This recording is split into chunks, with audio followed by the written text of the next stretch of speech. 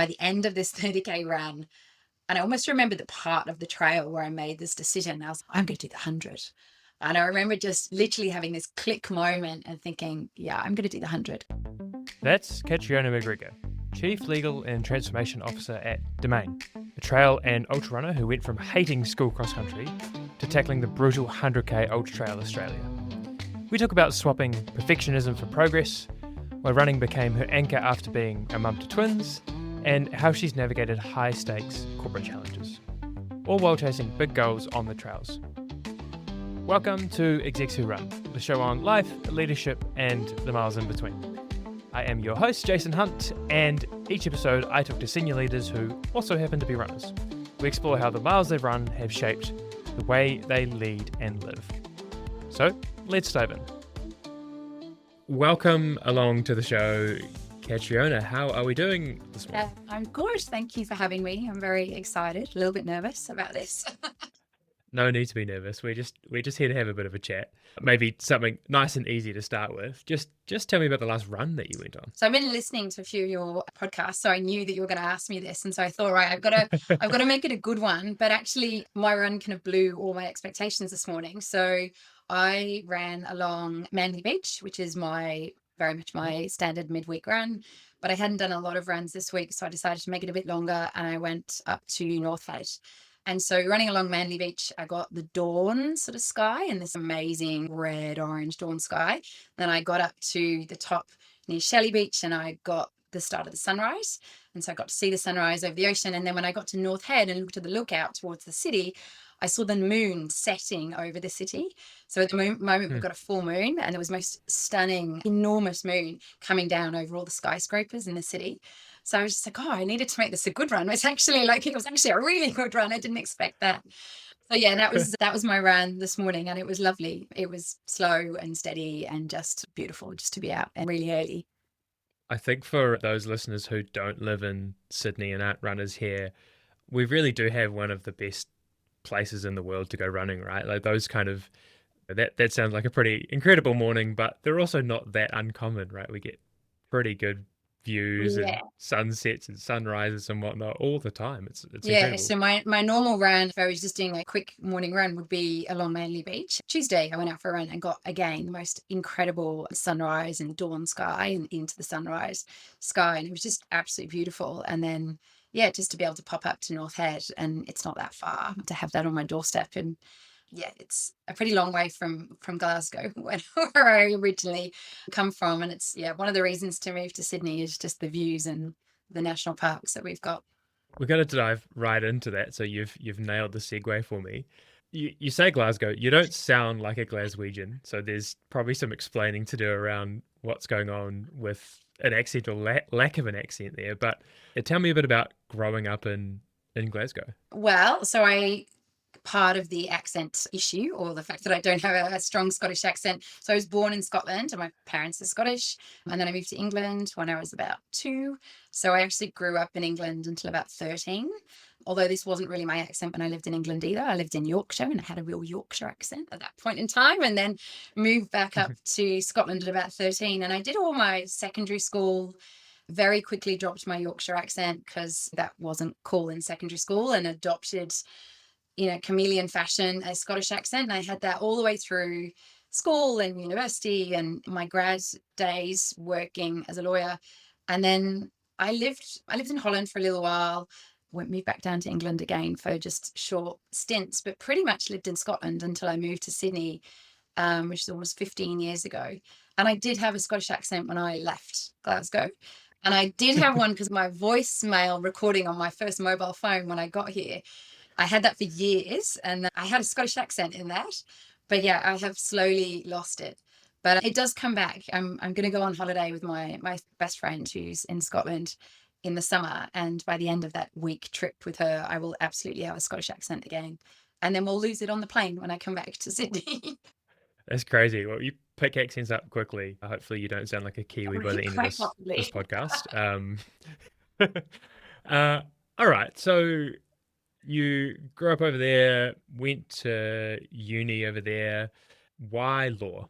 What was it about law that kind of sucked you in? It took a while for me to want to do law. For a long time, I wanted to be a doctor, and that was my plan. And I did all this sort of work experience. I went and saw someone getting open heart surgery, and I went into some mortuary one time, and I did all this sort of medical type work experience going through school to try, because that was what I wanted to do, thinking I wanted to do medicine.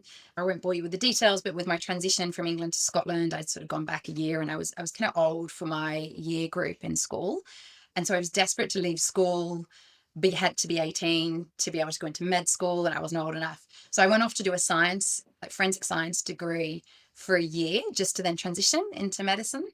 And so I was going to do forensic science for this year, and they'd been told that I could move into medicine. And I did the year. And as I went to transition across, they said, oh, no, we've changed all the admissions rules, and you've got to finish this forensic science degree, which I didn't really want to do. Actually, probably part of the way through that, I was like, oh, do I really want to be doing science? And is really medicine for me? And at the same time, my sister was doing law, and she was studying that. And I think I was probably naturally resistant from doing that because she was doing it, and I didn't want to just fall into her footsteps. But I used to test her with her cases for exams, and used to support her in some of her studying. And actually, it was pretty interesting. And I think it slowly became more appealing to me. And I was like, oh, maybe I do want to do law. And then, yeah, I made the transition into law. And I think now, looking back, like, I'm a far better lawyer than I think I ever would have been as a doctor. And so I think it's definitely a good choice. I think there's some distinct personality traits that I've got that I think are very well suited to law. And yeah, I think it's a good outcome, a good sliding doors moment that they didn't let me in. And so I went to do my law degree.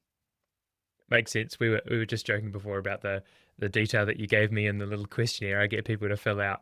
It was definitely a lawyer's response and not a doctor's response. So I think you're correct in that the universe worked its way out correctly there. My leadership team has a joke with me that I'm always the one to do the homework. And if someone can't remember, what are we meant to submit it by next week's leadership team, people will message me and going, have you filled this in? What is it we're meant to do? And yeah, 9 times out of 10, I have. I'm pretty good at meeting those deadlines and giving the detail. Yeah, very much a lawyer's trait. I want to touch on something completely separate and kind of where I guess your, we'll say, sporting career or sporting drive kind of started, in scuba diving. Tell me more about that. So I did a round the world trip, as you do between uni and starting work. And I was in Fiji I was supposed to only go for 10 days. And then I completely fell in love with Fiji, and I kept extending my flight. And I ended up there for about 7 weeks or something like that. And in that time, there was people who were learning to scuba dive. And I never really thought about scuba diving, although I'm not quite sure why, because my dad did scuba diving. But it never really occurred to me to do it or been that interested in it. And I was in Fiji, and very much like running, actually, when you see other people doing things, it opens up your eyes to a sport that you think, oh, I could give that a crack. So yeah, I did my PADI open water in Fiji, and I loved it. And I then continued to drive, sort of traveling back Australia and back through Asia, back to the UK. And then I really just got the bug for it. I really wanted to go to the Galapagos Islands to dive. And I sort of, having had about 8 dives under my belt, I decided I was going to go to this very extreme diving spot where it's all deep diving with hammerhead sharks and very large creatures. But in order to be able to do that and have the confidence to do that, I needed to do more diving. So I joined a dive club in Scotland, but it's dry suit diving, completely different diving from tropical diving in Fiji. So it was like learning the sport all over again. And I really just got really involved in this community, and actually very similar to my running story, where I think if you can find a community of people who are doing things, it sort of broadens your eyes, and you're like, so they dived as a group, and I'd only ever dived in paid diving where you go and you pay your $100 and you do 1 tank dive, where you pay $150 and you do a 2 tank dive, and they set up all your kit for you and you arrive in this boat where it's all done for you. Whereas I joined this club where we had a dive boat as part of the club, and we kitted up all our own gear, and you had to sort all your own gear out, and you became, I guess the sport for me then got broader, because I was like, okay, you don't have to pay for this, you can set yourself up and we can go as groups in a dive. And so I got more and more into diving through this group. I went to the Galapagos, had some phenomenal and if somewhat hairy moments diving there. It was incredible. And then I just kept it up. Ended up being club secretary at this dive group that I joined, and kind of just got really into it all the way until I moved to Sydney. And I think by then I'd done something like 180 dives. It was really my sport, in the same way as I sort of associate myself as a runner now. At that time, I associated myself as a diver. And then I moved to Sydney, where it's just this perfect opportunity to dive in warm waters and no longer be in a dry suit, and so much more comfortable. And I didn't join a group here, and I never really dived in Sydney after arriving here. So having been here for 15 years, arriving with 180 dives, I think I've only done about 20 dives since arriving in Sydney like 15 years ago. Is there a dive that sticks out in your mind as the most interesting, scary? Like, what comes to mind first? So 2 dives, one in the sort of blow your mind, stunning, beautiful category. And then there's the other dive, which is scary. Am I going to get washed away kind of feeling? So the beautiful one, I did some diving in Eastern Africa. So off the coast of Zanzibar, I went to this very small island called Pemba, and there was some beautiful, beautiful wall diving there. And it was drift diving along this wall, and just the most beautiful coral life, fish life. It was warm water, it was drift diving. So just super relaxing. You just get to go with the flow, and it would just take you along this wall. And it was stunning. And then the contrast to that was in the Galapagos Islands, where I was still quite a newbie diver. I'd probably only done maybe 25 dives at that point. The water was colder than some of the tropical diving I'd done, but it was wetsuit. And I didn't have a buddy that I trusted, which I think also makes quite a big difference, that trust that you have in who you're diving with. And so we went down, and it was like a washing machine, the current that was just flying past us. And so we ended up as a group literally just holding on for dear life onto this rock as the current was like washing past us, and there's sort of like sea debris kind of coming past. But it was worthwhile hanging out, because there was just this enormous school of hammerhead sharks just kind of came cruising past us. And I've never seen a hammerhead shark since. It's the only place I've seen them. And it was just incredible that the fish life was just large. Like everything was just big. The penguins are big, the hammerheads are big on the surface. We saw whales, like everything was just this perfect ecosystem for the marine life that was there. And so it was worth the hangout. But I have to say, at one point, I did think, if I let go of this rock, I don't know if I'm just going to whoosh all the way to Australia, like on this current, and I'm going to be like off. So it was a little bit scary. And then, yeah, like we survived and got to the surface, and then just trying to get back in the boat with those sorts of conditions. But just, yeah, really incredible diving, but a little advanced for probably where I was at that point in time. But I'm here, and it was fun. I'm sitting here thinking about the crazy idea that you're in this quite dangerous situation, like clinging to a rock so you don't get washed away and who knows what's happening.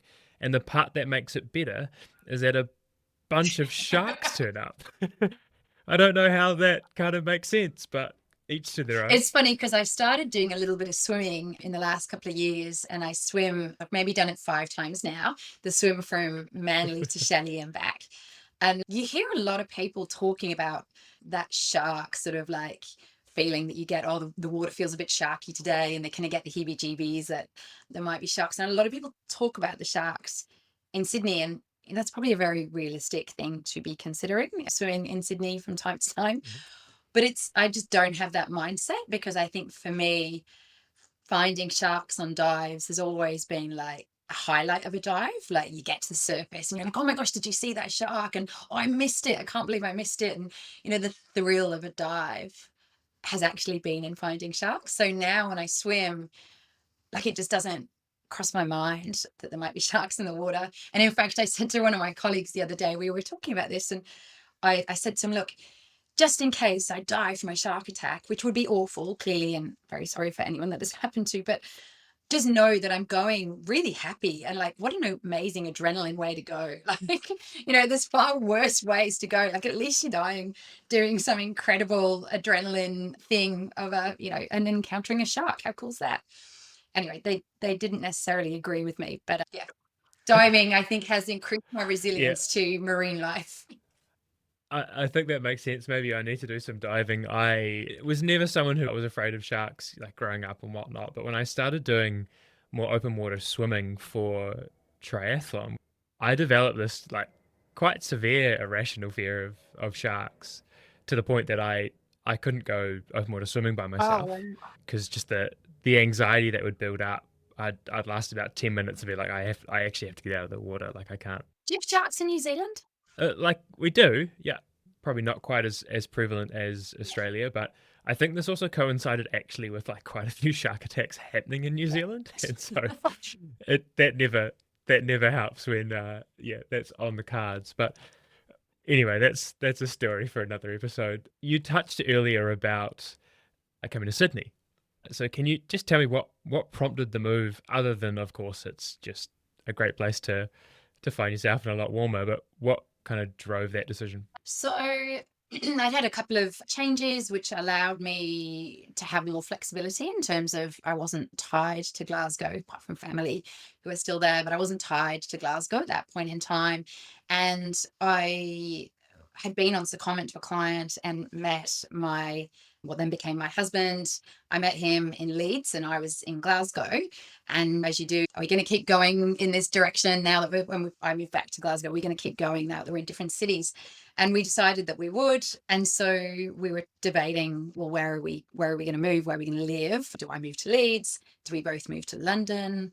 And literally, I actually remember buying a book and it was Tax Havens of the World. And I was like, oh, let's see what wonderful places there are that we could move to. And I was looking at like Jersey and British Virgin Islands and random. I was literally, the world is our oyster. Where do you want to move to? And a good friend who I'm still very good friends with she was living in Sydney and came back for a dinner. Oh, she came back for a holiday and there was a dinner that I got invited to and I hadn't spoken to her for years. And she came back and she was just, my life in Sydney is incredible and we're living by the beach. And actually she lives about 100 meters, or she was at the time living about 100 meters from where my house is now, just totally by coincidence. So she told me what a great time she was having. And I was like, oh, Sydney, I don't know why I hadn't really thought about it. I've been thinking of Dubai or Singapore or places like that. So yeah, very quickly, I think when she was telling me, I was just like, hold on, this is like the perfect solution for what I wanted to do, because as a practicing lawyer, like where can I practice? My practicing certificate will allow me to operate. So the US and Canada and places like that are more challenging because you've got to sit the bar and that sort of thing. Whereas Australia, you can come and you can practice. So yeah, I applied to quite a few of the big law firms and very quickly got offered a job and made the decision to move. And a lot of people, I think when they move out here, they say, oh, we're coming for 2 years, or maybe we're coming for 4 years, because often the visas are 4 years. So, oh, coming for 4 years. And I remember having the conversation with my parents and they probably weren't that surprised. And I was like, I'm moving to Australia. And they were like, how long for? And I was like, well, no, I'm moving to Australia. And I was really very certain, having only really been in Australia once on a backpackers trip years ago, that I was going to move to Australia kind of full stop. And it didn't necessarily mean it was the end of the journey, but it was just like, well, no, that's my next move. And I'm wholeheartedly committing to it and going to build a life there until maybe the move will take me somewhere else. But I never moved thinking this is temporary. And it was an amazing sense of freedom just to be, yeah, I'm going to recreate a life somewhere else. But I also remember it was such a big decision. And I think almost when you have such big decisions like that, I became almost flippant about it. And in a way that was like, well, if it doesn't work, I'll just move back. It's not the end of the world. Well, it kind of is the end of the world, but it wouldn't be. It's not so hard to move the life back if it's not what I want it to be. And I think there's been lots of times in life where I've sort of looked at things in that way, where the decision's so big. And I think at times it can cripple you, but actually if you can just adopt a little bit more flippancy of it, well, I can undo this, or I can change track if I want to. It kind of makes that decision a little bit easier. So yeah, we moved to Sydney and that was almost 15 years ago now. And I still haven't gone back, and yeah, I'm pretty settled here now. I don't think there will be another move somewhere else. I think I'm pretty established here. Yeah, amazing. Well, your gut was right at the Yeah, time. You knew what you wanted I to think my do, parents and knew you it went as into well. it. Well, we usually get to this part of the episode, and if we haven't started talking about running, it's probably something we should start talking about. The part that I find really interesting about all these stories that I have and conversations are people's kind of origin story into running, because it's all very different. And I've had very few people who were running track at school and all that kind of stuff, and that doesn't sound like it's your story. So what kind of prompted you to start running in the first place? Yeah, no, I wasn't running track in school. I have asthma and have always had asthma since a kid. So I was actually the kid that used to take the ladder so I could get out of doing cross country because I just hated cross country, which is so ironic now that I love trail running so much. But yeah, I wasn't like the sporty kid. I did gymnastics. And then after I sort of gave up gymnastics, I didn't really pick up a sport. Diving, it's not particularly, although there's bits of adrenaline in there, it's not particularly sporty. So yeah, I wasn't sporty. Even moving to Sydney, like I would do some beach runs, like along the beachfront, 5K would probably be max for me. And then my big shift was I had my kids. So I have twins who are now 11 and a half. And, that's a real blessing. And I don't know any different, but I got two at one, which, is a very big life adjustment. I think for anyone having kids, it's a big life adjustment, but having two. And I think the feeding schedule and the shift from parental leave, actually, or me going on to parental leave, I think as someone who's been very career driven and I've probably looked at myself as a lawyer for a really long time, as in that's part of my persona. It's sort of who I am. I attach to that. And suddenly I was on parental leave and I lost a little bit of that, both routine as, at the going to work routine, but also the persona of who I was. And I'd been given this wonderful new persona of a mum, which was amazing, but also quite busy. There was a lot that was happening with twins at home. And so running became, after I'd sort of recovered and all the rest of it, running became this opportunity for me to carve out time for me. Like it was my time to get out of the house. I didn't have that responsibility of these two wonderful new people, but it gave me a chance to just have time by myself. I think at a time, for anyone who's ever had a baby, and gosh, anyone who's had twins, your body changes a lot and it takes quite a bit to get your body back, and it doesn't really go back in the way it was. And so adjusting to that. And so sport, I joined a gym, and the running was part of getting my body back and sort of trying to figure out, well, who am I in this new world as a mum? And so running became this carve out space for me. And then it kind of evolved from that, because that's at very early years when I was on parental leave. And then when I went back to work, I kept running, and I wouldn't particularly say I got better at it, but I got longer at it. And still to this day, I think one of my biggest achievements in all my races that I've run, which I've done much longer distances since, was my first 10K, where I did the DY to Manly 10K like sun run. And I was exhausted at the end of that. But it's like one of my sort of proudest races that I've done, because at that point in time, if you think about what's your best effort and your best achievement that you can deliver at a particular point in time with where your life is, like that was my best effort and a really hard effort for me at that point in time. So yeah, that was kind of how I got into it. And then one of the biggest, I talked about this in connection with diving, but one of the biggest shifts for me was I joined a run club and I met people who were training for a marathon. And I remember just being like, blew my mind that, regular people were going to run a marathon. And whereas that had always been something that was like very elite for me, and hadn't really heard of, like, I met mums who were working and juggling kids and were going to run a marathon, and they were training for this. And so I decided I was going to run a half marathon, and I committed, and I did the one in May, what was the Sydney Morning Herald half marathon. And I did that. And then I did the one in September, and I beat my time. And, it was, joining the run club was this amazing eye-opening experience of the goals that I could set for myself and the challenges that I could set for myself. And it still to this day is my carve out time. Like, I'm still a very busy mum. The kids are a bit more independent, but there's something for me about setting personal goals that, I love being a mum and I love my job and I achieve great things at work. And I feel like I've achieved lots of things through being a mum, but actually my running is where it's a little selfish, but it's where I get to personally set goals for me. And there's a real personal drive through that of what I can deliver which is just for me and not for the job or for my family.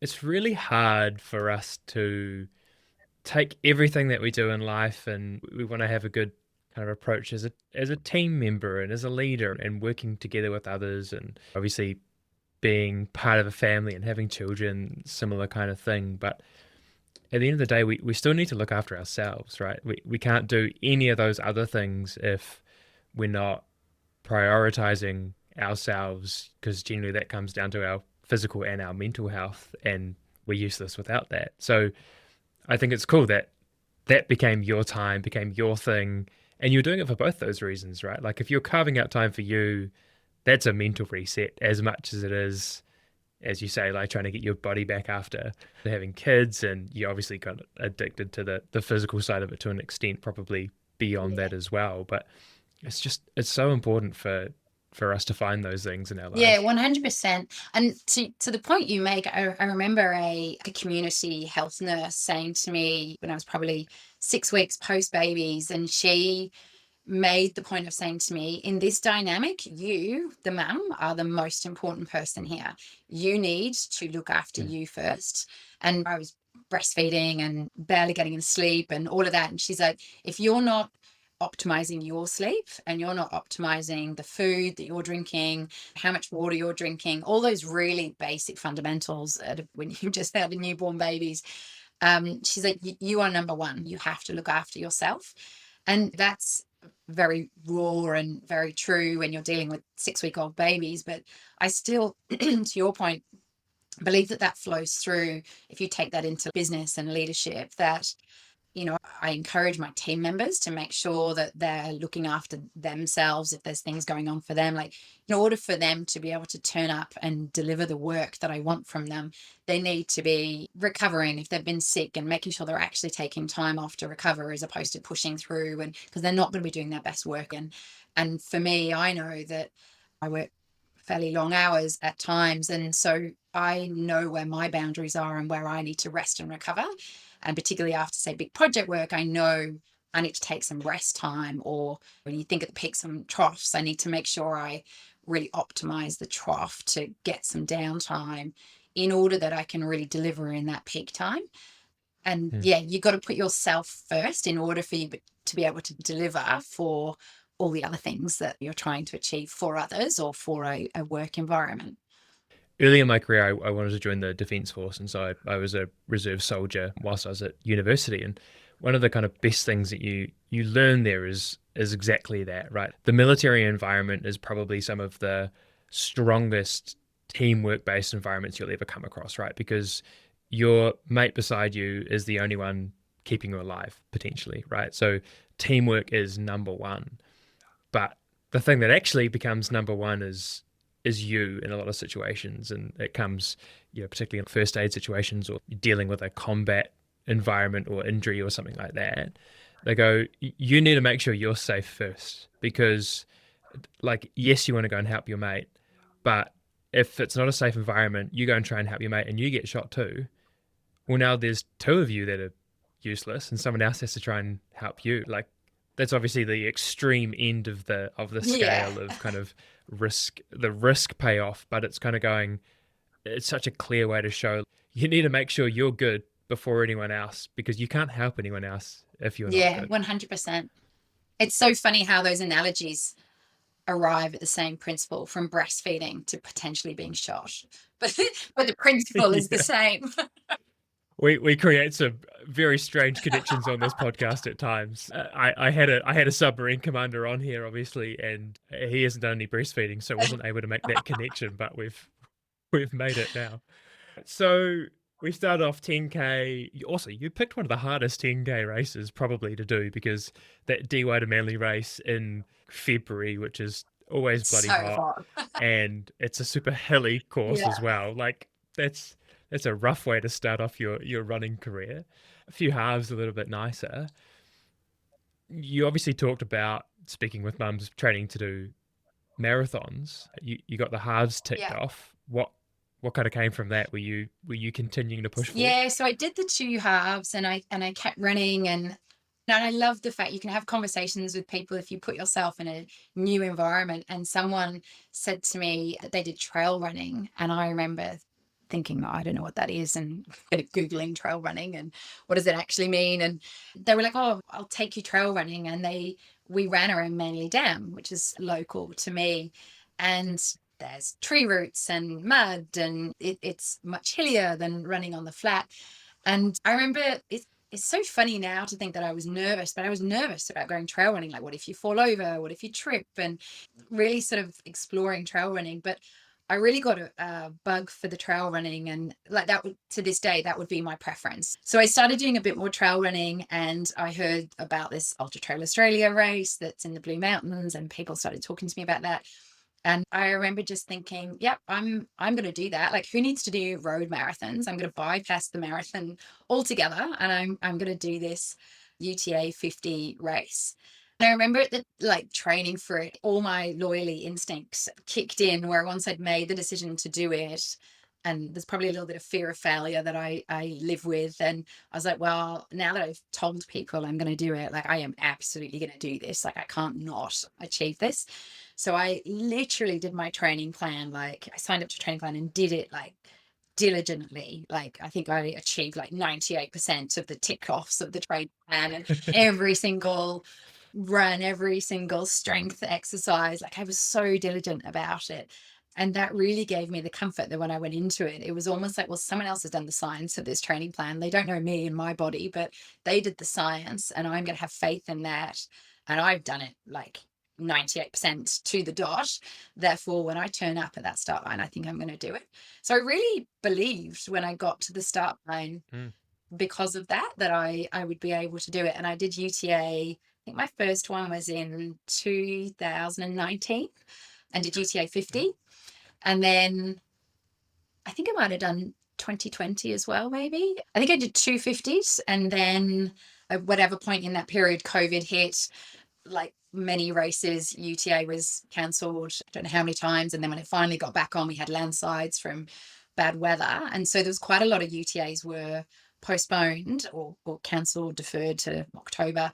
And I had been training for the 50, another 50, and thinking I was going to do that. And so many of them got cancelled. I think I was as fit as I'd ever been, because I was constantly training and not actually, doing the race. And so I then, out for one of my 50 training runs, was listening to an Audible book, and it's called The Ultra Mindset. And I love this book. I've gone back and read it several times since, but the author asks you sort of, what is it that's holding you back, and what's your fears? Okay, now sort of ask yourself, I'm very much paraphrasing, but ask yourself, well, what could you achieve if you were actually have the alternative to the fears that you've got, and what might not happen? What would be the alternative? And he was sort of really challenging the reader, me, to think about, how could you broaden what you're going to do? Literally on the course, I think it was like a 30K training when I was doing, by the end of this 30K run, and I almost remember the part of the trail where I made this decision. I was like, I'm going to do the 100. And I remember just literally having this click moment and thinking, yeah, I'm going to do the 100, because I've been training for this 50 forever, and it's not happened. And so I then signed up for the 100, and I think I'd maybe done 250s by the time I got to do the 100. And that's been my longest race to date. And it's been it was probably one of my loveliest races. I really loved it, in that I was just in this amazing headspace. It really hurt, but all day I remember just thinking, I've trained for this and I'm doing it, and just had this incredible sense of joy throughout, even though my body was sort of falling apart and very, very sore, and I was very slow at the end. But just it was real adrenaline throughout the whole day. What do you think was the main driver behind really wanting to do that? I think it takes, you hear the idea put in your head by listening to this book, but like 100 Ks is a bloody long way to run, right? It is. I can vouch for it. Took me a long time. What do you think it was that what part of your personality put you in that position, or wanted you to do that?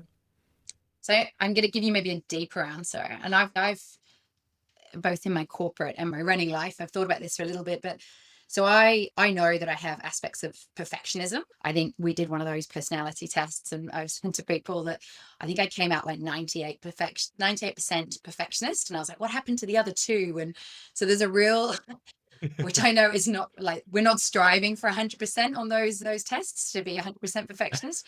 So there is a real default position in me, which is quite perfectionistic.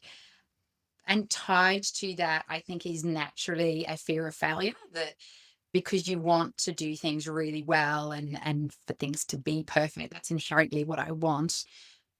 And I've managed to overcome it. You can work around these things, but deep down, that's sort of what I my default thinking. And then there's a sort of other component of my personality, which is probably quite stubborn, but also very achievement driven, and doesn't want that fear of failure to sort of win over me. And so I think I've overcome some of those or aspects of my personality where now when something scares me or I fear that I'm not going to be able to do it, I will often just have this sort of default bullish view. Well, you're going to just do it anyway, and you're going to push through, because I don't want the fear of failure to sort of to win and get the better of me.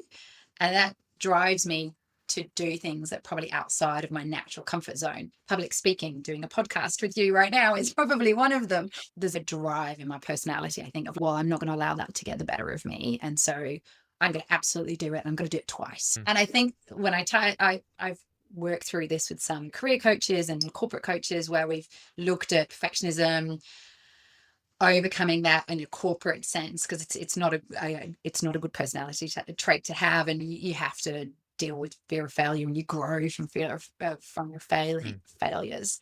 And so I've learned how to overcome that, and I think that is part of what when I listened to that book, and it was what's holding me back, and I was like, well, I could do the 50, and I think I know that I could get the 50 medal. But if I was to set the goal of the 100, I might end up only getting to 70K and then not really being able to get to the 100. And then, clearly I wouldn't get a medal, but I would have not achieved the 100, and like that would be really rubbish. And then I remember thinking to myself, how can I think that getting to 70 is worse than getting to 50? Like the difference of a medal at 50 or I've got to 70, but sure, I didn't get a medal and finished it. But how can that be worse? You run much further. And so I think when I lifted that sort of mindset and was like, well, it would be better for me to try and hit a much larger goal and potentially fail at that than to just stay in my comfort zone and achieve a smaller goal. So that's, I think that's part of what was driving me, is the desire to go broader, go bigger, and to overcome that fear that maybe I couldn't do it. That's quite cool. It also kind of gets rid of as much as a medal might be an extrinsic motivator, getting to the finish line and actually getting that medal, you drove just going like, I'm intrinsically motivated to do this. Whatever the outcome is, like, this is the challenge I want to put in front of myself, and that's what I want to aim for, which is quite cool. I wanted to ask about the impact that you think running had on helping you overcome some of that perfectionism, because running in general, but particularly trail running, like, it's not a perfect sport, right? You have to face so many things that are changing, things that are outside of your control, both on training and racing, that having a perfectionistic mindset it's impossible and is just going to break you. Do you think that had a big impact in you being able to become less perfectionistic, both from a running perspective, I guess, but particularly from a work perspective? Yeah, like absolutely. I think it has. And I think both work has complemented my running, and racing has complemented work. I think one of the things that I've learned is that often good is good enough, and actually striving for perfection is not, it's not necessary. Perhaps that effort to achieve that, or maybe it's not achievable, but the effort to achieve it is actually not worth it. And so when I think of where I am with my running, I'm not super fast, I'm not super lean, I don't have huge amounts of time to give to running. Like I'm running is a big part of my life, but it sits along with a big job and then 2 kids. And so running and training for races, I talked about the following my training plan to the dot for my first 50. I've also gone into races significantly undercooked, and I've still finished them. And yeah, my time wasn't as good as the first time, but I'm not really doing it for the time. I'm doing it for the experience. I'm doing it for the weekend away with my girlfriends. I'm doing it for the thrill of having bagged another race, a different race from maybe one that I've not run before. And so I'm never doing it for the time. And so I think what running, and particularly since that first 50 and now how I prepare for races, I have accepted that good is good enough. And I actually, when I was setting corporate goals a little while ago, one of my goals was stick to my training plan 80% of the time. And that was the goal, was that it was okay to only stick to the plan 80% of the time. I need to have that flexibility, and 80% is going to be good enough. That's okay. And when I think about it in the work sense, when you're operating in a fast environment, whether you're working on a deal or working on a contract or whatever it is, often getting it perfect is not the best outcome for the company. Like getting it out quickly might be the best outcome, or compromising for the relationship that you're trying to build with a partner that you're working with is actually better than getting the contract perfectly on our terms. And so there's lots of reasons why actually good is good enough in a corporate environment, and will allow us to move faster, maybe get more done, achieve bigger goals if you're willing, achieve them to a certain level, which that is an acceptable, like you've got it across the line. And I think I've learned that from running, and it's played into my work. But then I think there's parts of work, like I've done quite a bit of corporate coaching, and I think I've applied a lot of the learnings from corporate coaching. When someone told me that 98% perfectionism is not a good thing, like you need to bring that down, I think I've applied that into my running and personal life, and the two have definitely supported each other in a sort of cyclical way. I do want to touch a little bit more on your corporate life. And interestingly, I guess the bulk of your corporate life, and particularly in Australia, has been with Domain. And listeners listening to this will know that there is some M&A activity going on with Domain at the moment. So there's certain things that we obviously won't be able to touch on here. But that's also corresponded pretty much with your running career, as if we will. And you've had some pretty fascinating things that you've done throughout your time with Domain. So do you just want to take us through that journey a little bit, from starting out and listing the business through the kind of changes that have been in the business since you've been there, and just trying to understand that kind of overlay with the running, because you're doing this as a mum with young twins, starting running, going into a big corporate career. Like there's a lot going on. Yeah. So my background is as a corporate M&A lawyer, mergers and acquisitions, for those who don't talk the lawyer speak. So that's in my background. That's what I did in Scotland and what I did when I moved to Australia initially, and then moved into Domain for close to 10 years ago now, 9.5 years ago. Originally at Fairfax, and then not that long after I was started at Fairfax, they announced that they were going to list Domain on the ASX as an independent company. So they were spinning it off. And I remember I was working in the legal team of Fairfax as sort of senior legal counsel. And I was just remember thinking, oh my goodness, I really want to be the general counsel of Domain. I saw this role and just thought, this is absolutely what I want to do. And I'd been doing a lot of work with Domain through my time at Fairfax. And actually, when I was in private practice in the law firm as well, I'd been working with Domain. And so this opportunity sort of it took us about 10 months to list the company. And so this opportunity was sort of sitting there for 10 months, and they weren't putting the leadership team together until nearer the time. And then, long story short, I got the gig as the general counsel of Domain. And I remember just being so thrilled. And then about 5 minutes later, being completely overwhelmed, because I was suddenly there was a little bit of a support framework around me, but really was sort of sole counsel of this newly listed company, a newly created board. I hadn't been a general counsel or company secretary before. And in my mind, I thought I'd seen a lot of it and was experienced to do it. And then there was a lot that I didn't know, practical stuff that I didn't know was actually going on behind the scenes. So it was a huge learning curve for me that first year. And my kids at that time were probably about 3, so they were still little. And yeah, like it was a very busy time because I didn't have a team, and I had to build my team in that first year. And actually, some like my two key leaders that work for me now are still with me. I built them in like, well, they joined the company was we were building out the team, That's and they're cool. still with me now, which is amazing. But I learned lots of things in terms of stepping up into that role. I had ultimate accountability for legal compliance, which I'd had aspects of accountability for the work that I was delivering to the general counsel in the past, but now I was the general counsel, and it kind of really stepped, the buck stopped with me. And so there was definitely some growth for me in terms of accepting that level. That accountability sat very heavily with me in those early days. And then building out my team and being able to learn to delegate and making sure that they were empowered and I needed them, and building that sense of trust. And they're amazing lawyers, and thankfully I'm so glad they're still with me because they're still amazing lawyers and we've got this great dynamic with them. But yeah, it was a real testing period of time and a real step up in my career.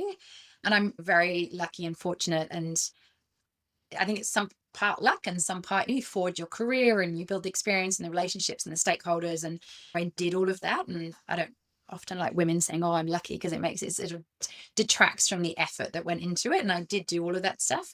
But I was lucky in terms of just the timing of they were listing and I was there, and it was a great opportunity and time for me to do it. And yeah, I've been in this role now 9 and a bit years and built out the team.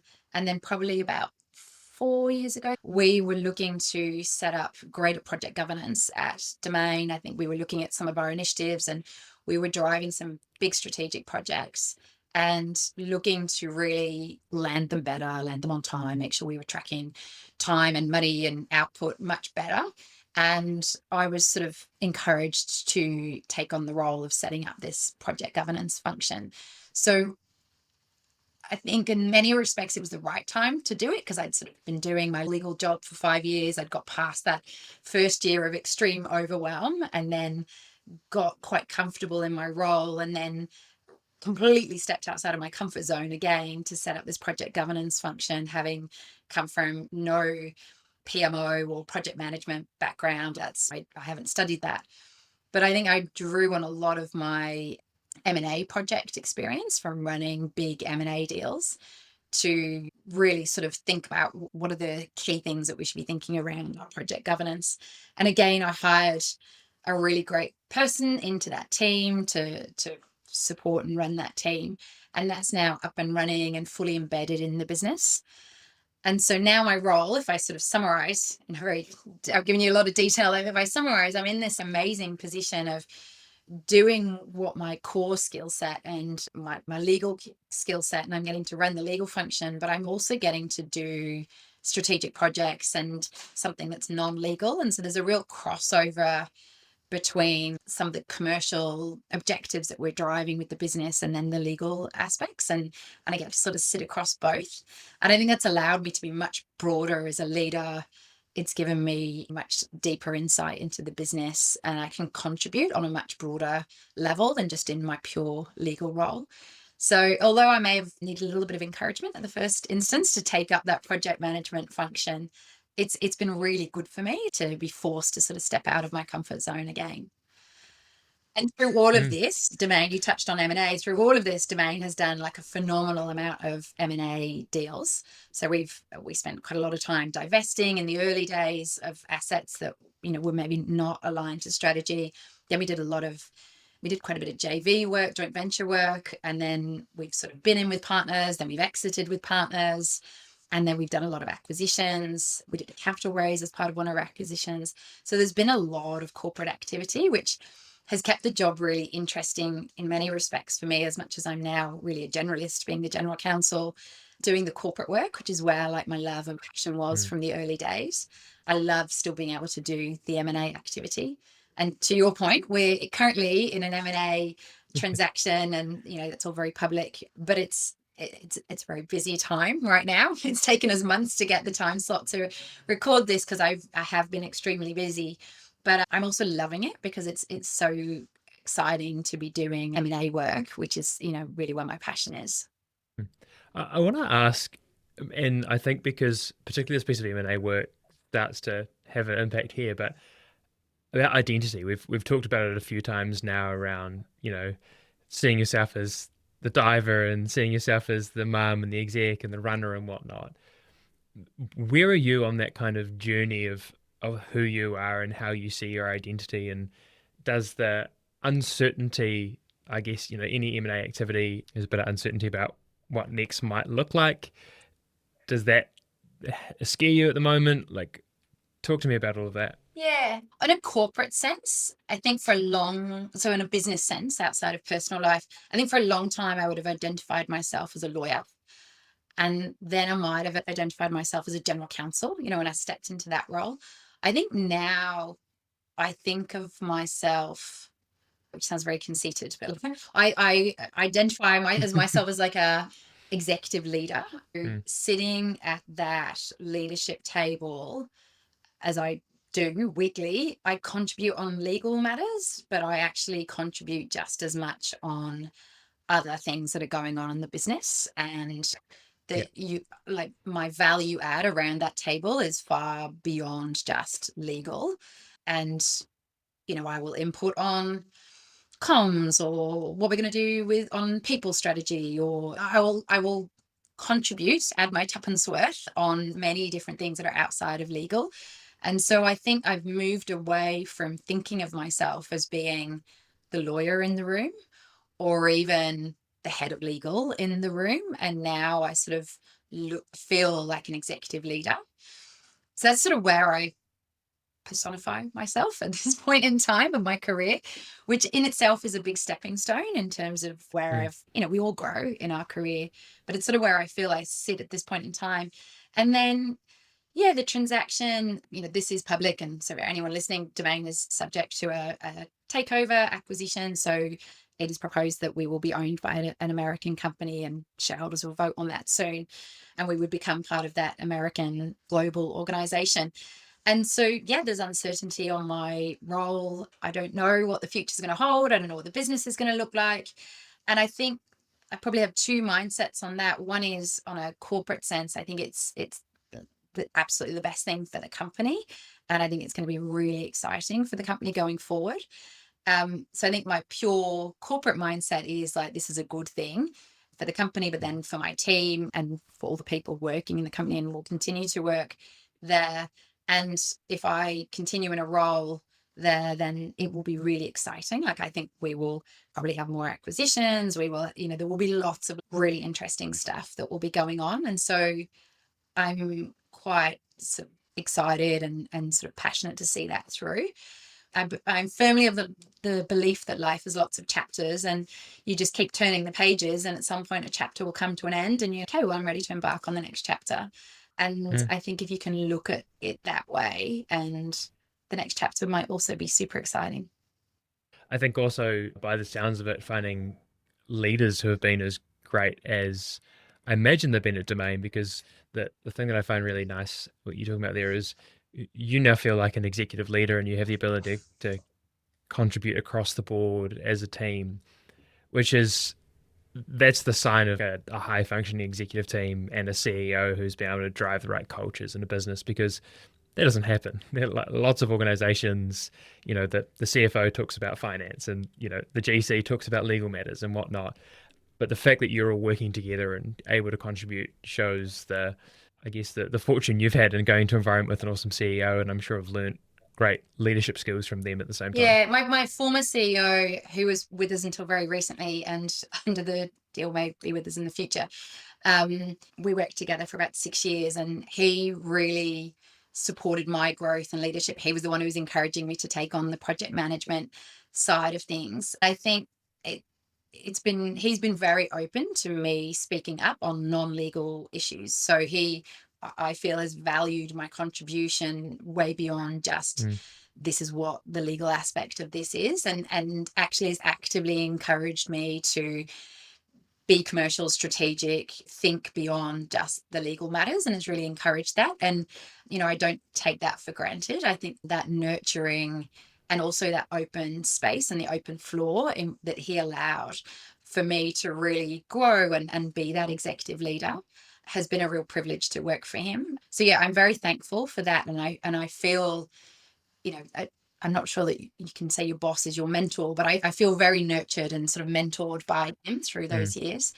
I think when we were talking previously, just in the run up to this, one of the things I said to you was that when I made that sort of snap decision to do the 100, and been listening to my Audible book, and I was like, I'm going to do this. Like I'm going to step up into this next space, and I'm going to do the 100. He was one of the first people that I told. And I remember just thinking, if I say it out loud and I tell him that I'm going to do it, it makes it real. And I remember his response was something along the lines of, like, of course you are. I always knew you were going to do that.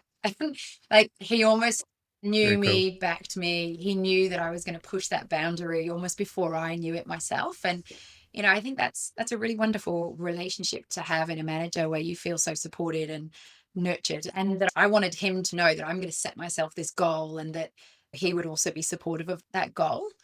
And I think that ties to, you were talking about sort of leadership and corporate culture. Like, one of the things that I've really tried to role model to my team, and that I really feel in Domain and under my boss, is that it's totally okay for me to have a life outside of work, and to be driving and striving for goals outside of work, and that both you can bring that to work, but there can be space for that. I talk about, like, I leave loudly from the office. Like, if I have a commitment, whether it's with the kids or I'm going to my run club, I leave loudly from the office.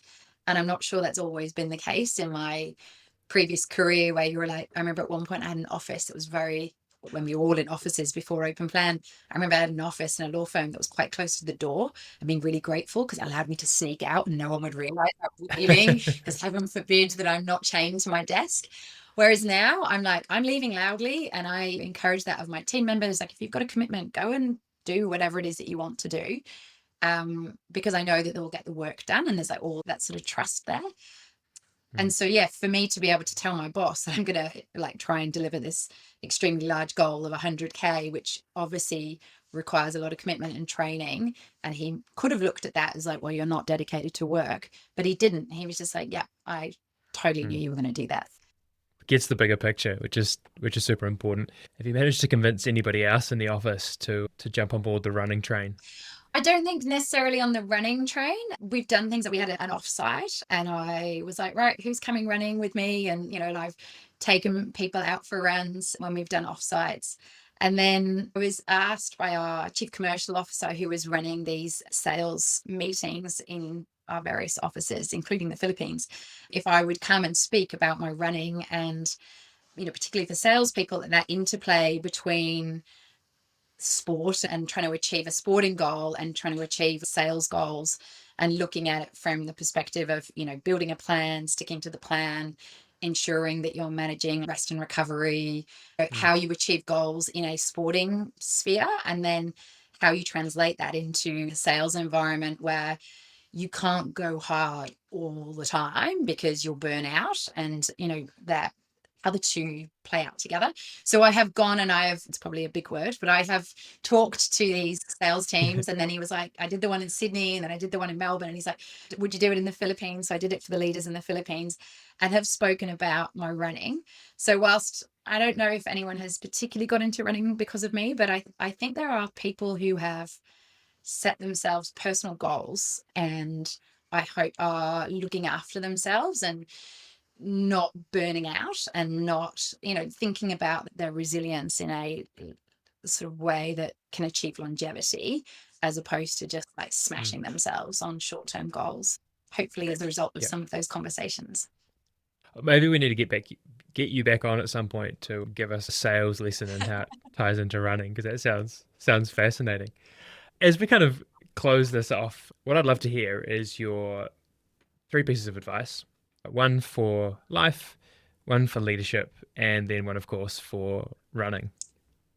Oh, okay. So for life, you do have to put yourself first, and your own health, mental well-being, looking after yourself, in order that you can deliver for everyone else. And clearly we don't want to be selfish beings, but at the same time, I think making sure that you're looking after yourself is super important. And I think that's, something that I've learnt and leaned into in my personal life.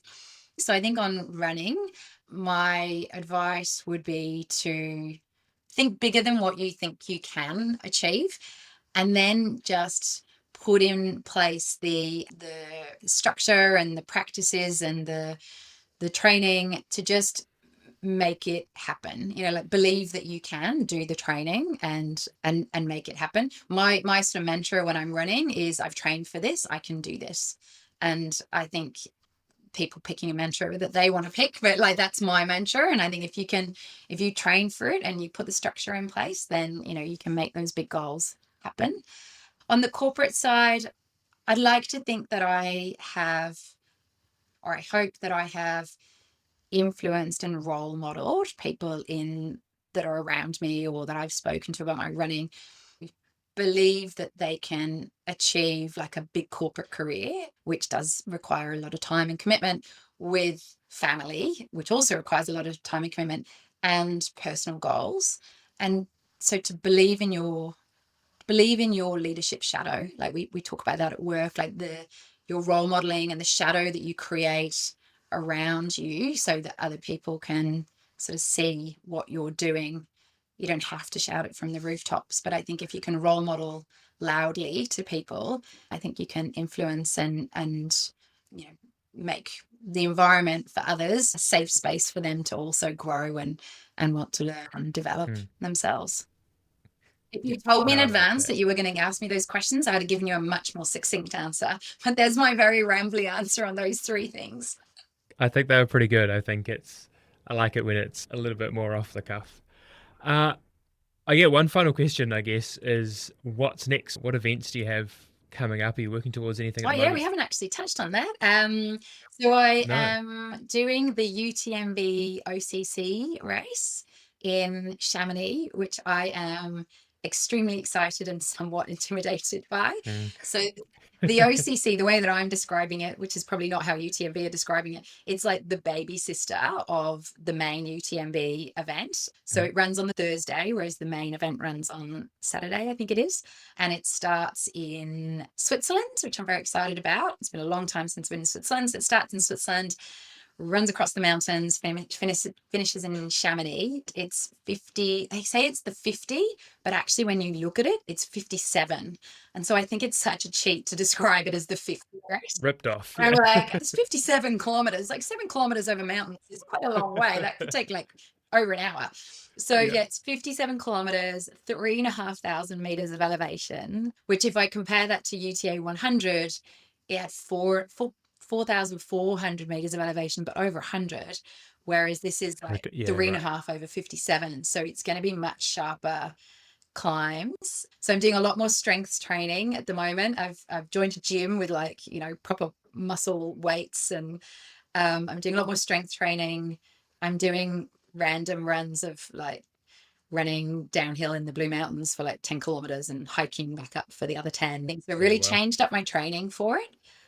And my mum and dad are going to come, which will be really lovely. So they are in Glasgow still. They're going to fly out with me, and they're going to be there. So it'll be my first ever race that my mum and dad, all my racing's been in Australia. And so my mum and dad have never seen me race. And as a middle-aged lady, I'm still very excited about my mum and dad coming to like watch me race. It'll be really lovely.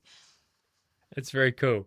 Well, we'll all be watching excitedly to see how that kind of goes for you. But I would just say a big thank you for coming on. I think you've been a great guest to have on because you're someone who's clearly done a lot of thinking about this stuff, and the kind of premise of this podcast of, we want to hear people's awesome stories, but also trying to understand that intersect of kind of life, leadership and running. And it's something you've clearly put some thought into. So you're able to kind of talk through that and articulate that well, which perfect for me. This is exactly what kind of conversations I want to be having. So thank you very much for that. Well, thank you for having me. As I say, it took us about 6 months to get this in the diary. At first I was thinking, why on earth do you want to speak to me? And then I got very busy. And then when I saw all your other guests, I was like, definitely, why do you want to speak to me? And it's been really lovely getting to know you and chatting today. So thank you. Thanks for listening to Execs Who Run. If you enjoyed this episode, please follow or subscribe wherever you get your podcasts. And, better yet, share it with a friend or colleague who runs as well.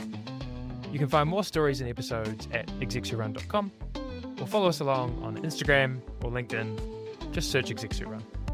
Also, you can join our Strava group to connect with other listeners on the run. Thanks for tuning in, and I look forward to bringing you the next conversation very soon.